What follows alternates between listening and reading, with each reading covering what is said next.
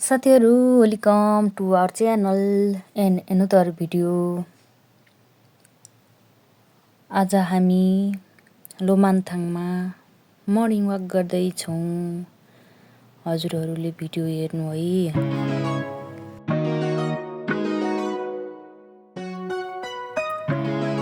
आज हामीले लोमान्थाङको भौगोलिक संरचनाहरू देखाइरहेका छौँ साथीहरू।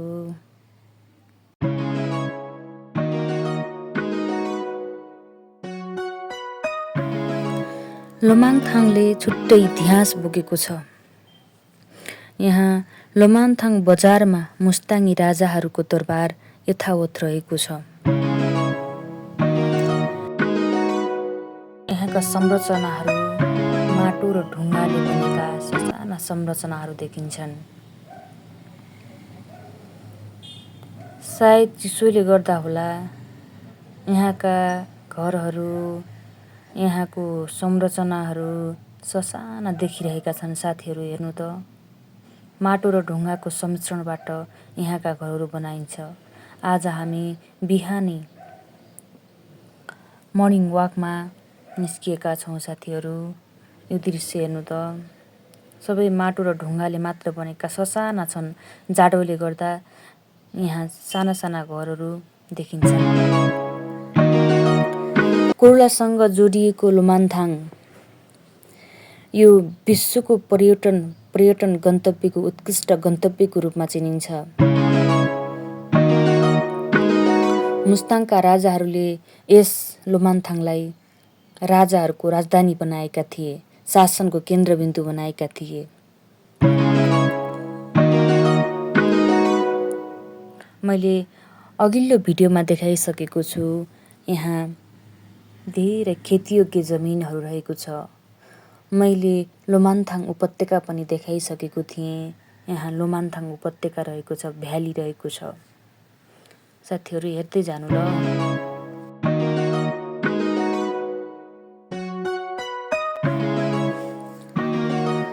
यस ठाउँलाई अथवा लोमान्थाङमा आन्तरिक तथा बाह्य पर्यटनको अत्याधिक आकर्षणको केन्द्रबिन्दुको रूपमा चिनिन्छ।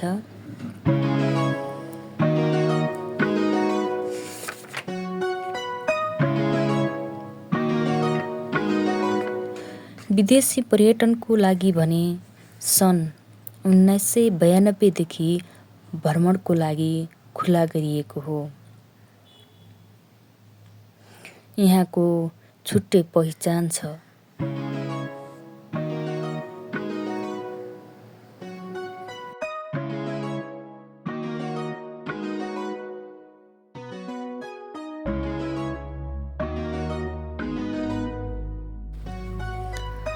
यहाँका मानिसहरूले जिग्मे सिङ्मे वाङचुङलाई यस ठाउँको सांस्कृतिक राजा मान्ने गरेका छन्।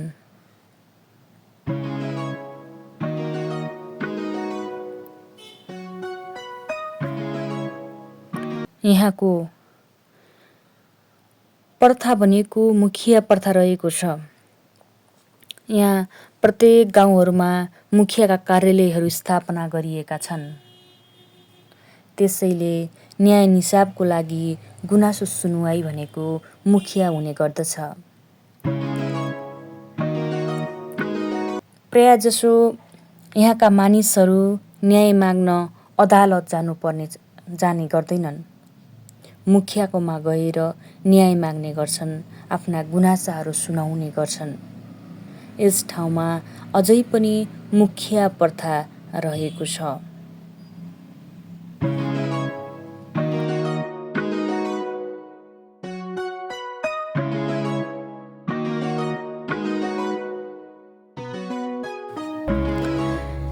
हिन्दू संस्कृति संस्कार अनुसार मन्दिरलाई पूजा गर्ने प्रमुख धार्मिक स्थलको रूपमा चिनिन्छ। त्यस्तै यहाँ लोमान्थाङमा तिब्बती संस्कार संस्कृतिको प्रभावले यहाँ बौद्ध धर्मको बाहुल्यता रहेको हुँदा यहाँ धेरै गुम्बाहरू रहेका छन्। यहाँ एक गाउँ एक गुम्बा भन्ने किंवदन्ती रहेको छ।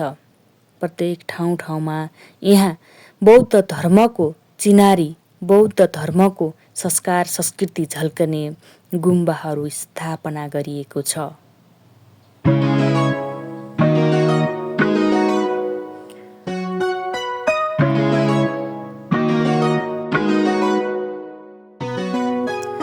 लोमाङथाङले छुट्टै इतिहास बोकेको छ। यो लोमान्थाङ गाउँपालिकामा अवस्थित रहेको छ, जुन कोरला नाकाको सीमामा रहेको छ। त्यसैले यहाँ तिब्बती संस्कार संस्कृति झल्कने विभिन्न संरचनाहरू निर्माण गरिएको छ, जुन तस्बिरबाट प्रष्ट गर्न सकिन्छ।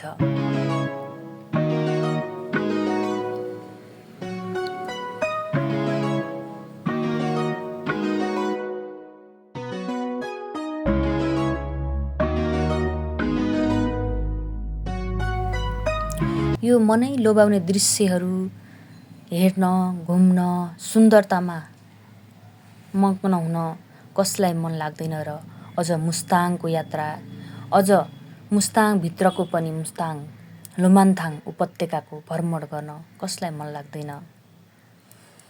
यहाँको यात्राका लागि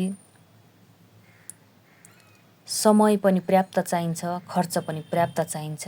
टुरिज्म प्लेस भएको हुँदा यहाँको बसाइ, यहाँको घुमाइ अत्यन्तै महँगो रहेको छ। त्यसैले समय र खर्चको अभावका कारणहरू धेरै मानिसहरू यस ठाउँको भ्रमण गर्न सक्दैनन्। त्यसैले यो भिडियो बनाएका छौँ। यो भिडियो फलदायी हुनेछ भन्ने आशा गरेका छौँ। जो यो ठाउँमा घुम्न पाउनु भएको छैन, यस भिडियो एकदम फलदायी हुनेछ।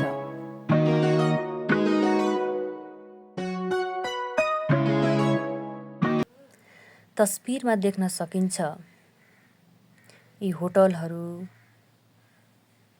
यी बुद्ध धर्मका 7 रङहरू, यो एउटा बोर्डहरू है, यो सब बन्या छ। हेर्नु न, प्रत्येक घरहरू प्रत्येक संरचनाहरू माटो र ढुङ्गाले मात्र बनेका छन्। झ्यालढोकाहरू काठले बनेका छन्। जताततै बुद्ध धर्मका चिनारीहरू देख्न सकिन्छ। यहाँ बुद्ध धर्मका चिनारीहरू हेर्नु त झल्किरहेको छ प्रत्येक ठाउँमा, प्रत्येक गुम्बाहरूमा। यी होटलहरू ढुङ्गा र माटोको संरचना मात्रै रहेको छ। अत्याधिक जाडोको कारणले गर्दा यहाँ ठुला ठुला संरचनाहरू निर्माण गर्न सकिएको छैन।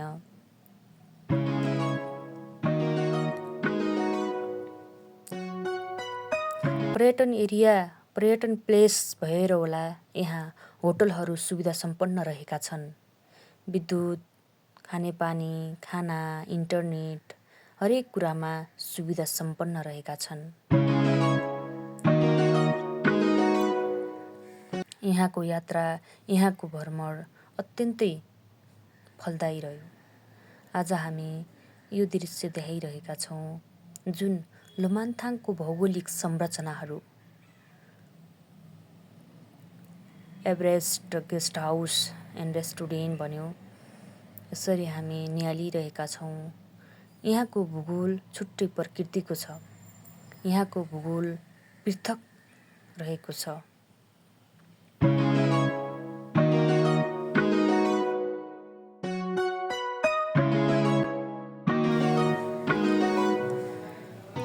अर्गानिक खाना, स्वच्छ वातावरण, सुन्दर प्रकृति, शान्त वातावरणले त यो मन प्रफुल्लित भएको छ। कहीँ प्रदूषण छैन, कहीँ हल्ला हो हल्ला छैन, शान्त छ, स्वच्छ छ, सुन्दर छ।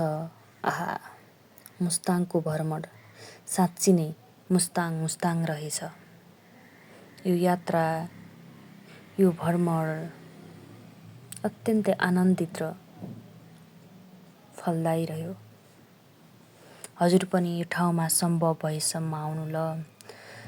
द हिडन किङ्डम सब भन्यो यो चाहिँ विभिन्न संरचनाहरू बनिरहेका छन्।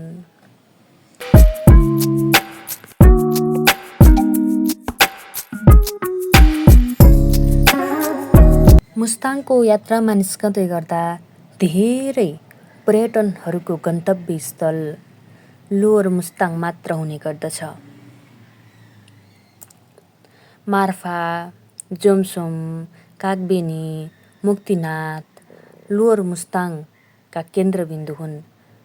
अधिकांश पर्यटनहरू यिनी भ्रमण गरी फर्कने गर्दछन्। तर अप्पर मुस्ताङमा भने धेरै पर्यटन गन्तव्यहरू रहेका छन्, घुम्नै पर्ने ठाउँहरू रहेका छन्। यहाँबाट कोरोला नाका जान सकिन्छ, यो पनि पर्यटनको गन्तव्य स्थल हो। लोमान्थाङ दरबार रहेको छ। लोमान्थाङ उपत्यका यहाँको संस्कार संस्कृति, त्यसैले अप्पर मुस्ताङ पनि पर्यटनका लागि महत्त्वपूर्ण गन्तव्यको रूपमा लिन सकिन्छ। विडम्बना, तर धेरै पर्यटनहरू अप्पर मुस्ताङ नै लोअर मुस्ताङबाटै फर्कने गर्दछन्।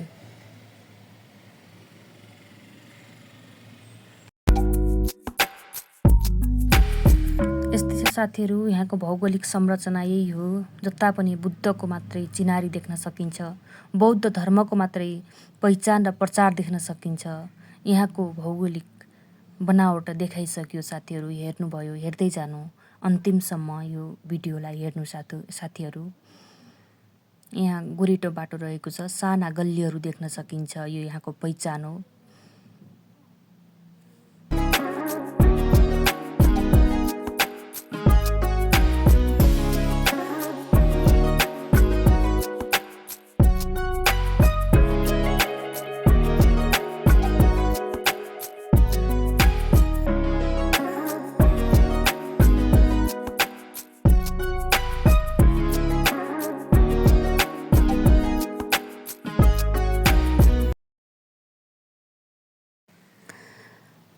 भिडियो हेर्दै गर्नु, भिडियोलाई अन्तिमसम्म हेर्नु साथीहरू।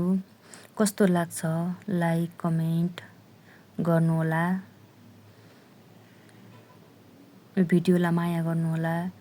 अरू विभिन्न ठाउँहरू, विभिन्न भ्रमणहरू, यात्राहरूको क्रममा देखिने दृश्यहरू हजुरहरूलाई देखाउने नै छौँ हामीहरूले। यो दृश्य यस्तो छ, हामी बसेको होटल यो होटल हो। यो विभिन्न सुविधा सम्पन्न होटल रहेको छ। लोमान्थाङ मुस्ताङ गेस्ट हाउस रहेको छ लोमान्थाङको। यहाँ हामी बस्छौँ साथीहरू। यसरी एकदम सुविधा सम्पन्न होटल रहेको छ है साथीहरू।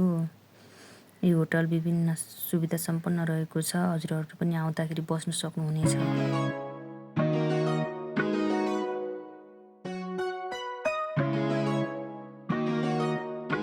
हस् त साथीहरू, भिडियो हेर्नुभयो त्यसका लागि धेरै धेरै धन्यवाद सबैजनालाई।